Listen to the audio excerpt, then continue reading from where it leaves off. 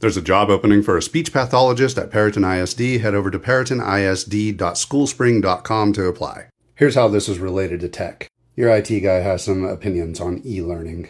We live up here in the tippy top of Texas, very rural. This job has been open for years. My toddler is having difficulty forming new words and is taking advantage of the school system speech therapy in order to learn to properly pronounce words. But because we are so rural, my toddler is only able to get telehealth speech therapy.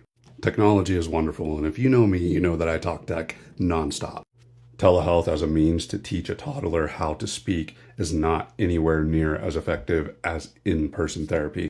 The telehealth sessions are about 30 minutes long, and it takes about 15 minutes for the child to get acclimated to being on the laptop before they can do any sort of the activities. The activities consist of back and forth between the instructor and the child using a whiteboard wherein they have some icons that they tell the child to go through and move around and put onto a certain item on that whiteboard.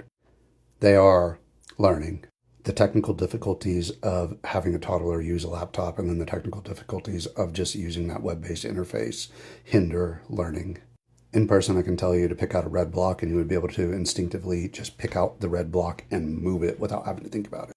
On a web-based interface, you're having to deal with the distractions of the screen, the computer itself, the difficulties of whenever you have a momentary lapse in communication or where it cuts out or where you are now having to have a toddler use a laptop with a touchpad versus a mouse versus a touch screen because the interface that they use doesn't work uniformly. And what I mean by that is that on one subject, I can have them use the touchscreen and it'll work just fine. But in another one, for whatever reason, the touchpad suddenly is the only thing that is able to work with that interface.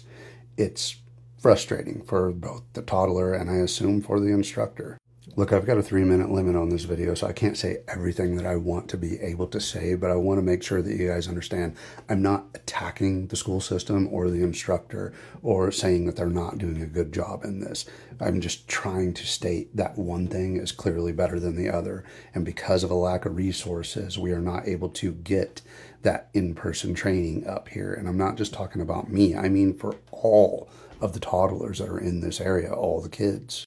The general basis of these speech therapy sessions is not just to have the instructor teach the child, but it is to instruct the parent how to teach the child as well. And that is something that we have been going through for a while now. We've learned a lot of tips and tricks and done things that have really helped us out, and we're seeing improvements in him. The interactions that children have with their speech therapist is meant to reinforce and help to relearn with somebody new.